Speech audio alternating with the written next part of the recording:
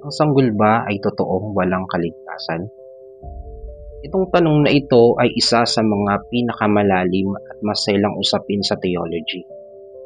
Maraming nagtatanong, kung ipinanganak ang tao na likas na makasalanan, ibig sabihin ba na ang sanggol pag namatay ay walang kaligtasan?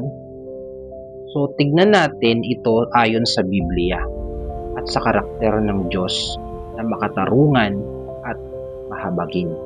Oo, tayo ay ipinanganak na may makasalanang likas.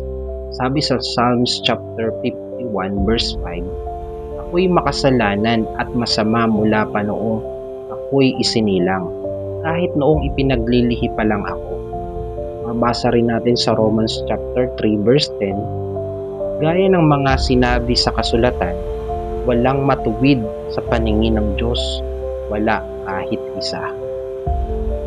So ibig sabihin, lahat ng tao ay taglay ang makasalanang kalikasan ni Adan, kasama ng mga sanggol.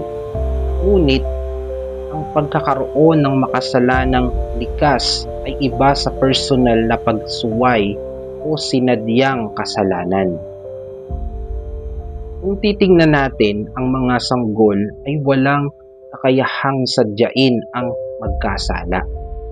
At ang kasalanan na hinahatulan ng Diyos ay yaong may kamalayan at sinasadyang pagsuway. Tignan natin sa Romans chapter 1 verse 18. Ipinapahayag ng Diyos mula sa langit ang kanyang puot sa lahat ng kasamaan at kalapastangan ng ginagawa ng mga tao na siyang pumipigil sa kanila para malaman ang katotohanan tungkol sa Diyos. Sapagkat ang katotohanan tungkol sa Diyos ay malinaw sa kanila dahil inihayag ito sa kanila ng Diyos. Totoong hindi nakikita ang Diyos, pero mula pa nang likhain niya ang mundo, ang kanyang walang hanggang kapangyarihan at pagka-Diyos ay naipahayag sa mga bagay na ginawa niya, kaya wala silang maidadahilan. Kaya kung titignan natin ang mga sanggol, wala pa silang moral na pangunawa, wala pa silang kakayahang umanggi o sumuway ng may kamalayan. Kaya't hindi sila hinahatulan sa kanilang sariling gawa, kundi ayon sa biyaya at awa ng Diyos. Dahil ang Diyos ay makatarungan at maawain. Basahin natin yung Genesis chapter 18 verse 25. Sabi ni Abraham, hindi po kapani-paniwala na lilipulin ninyo ang mga matuwid kasama ng mga makasalanan.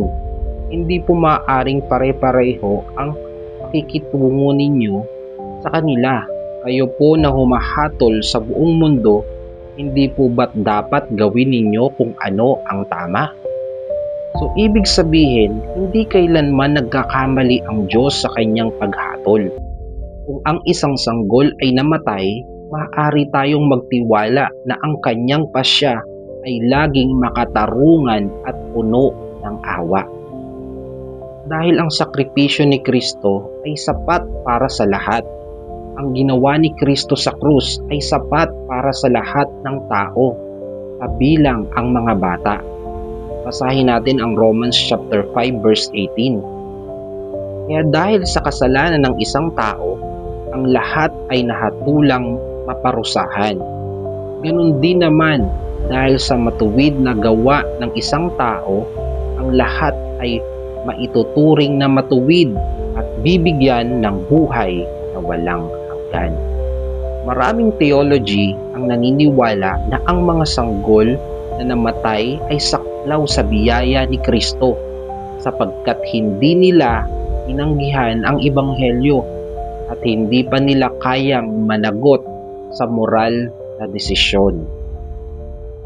Kaya ang age of accountability o ang panahon ng pananagutan ay wala sa Biblia ang eksaktong edad, ngunit pinapakita ng prinsipyo na ang Diyos ay hindi humahatol ng walang batayan.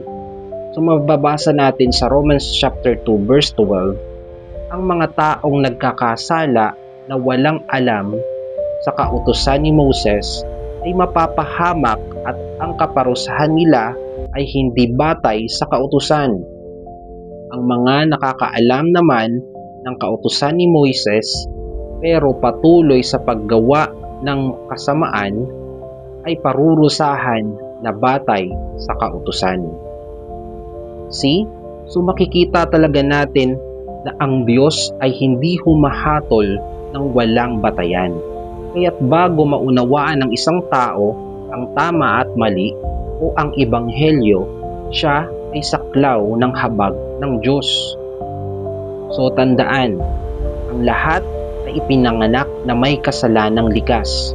Ngunit ang sanggol ay walang personal na kasalanan at ang Diyos ay makatarungan at maawain dahil ang sakripisyo ni Jesus ay sapat para sa lahat at ang mga sanggol na namatay ay ligtas sa ilalim ng biyaya at habag ng Diyos. Halimbawa na lang sa anak ni David na namatay. Mababasa natin sa 2 Samuel chapter 12 verse 23. Pero ngayong patay na ang bata, bakit pa ako mag-aayuno? Mabubuhay ko pa ba siya? Darating ang panahon na makakapunta ako sa kinaroroonan niya, pero hindi na siya makakabalik sa akin. Ibig sabihin, may katiyakan si David na makikita niyang muli ang anak niya sa piling ng Diyos. Kaya ang tanong, na ang sanggol ba ay totoong walang kaligtasan? Ang katotohanan ay meron silang kaligtasan dahil sila ay sakop sa makatarungang paghatol ng Diyos at sila rin ay sakop sa masaganang biyaya at habag ng Diyos. So yun lang mga habok. Have a great day and God bless.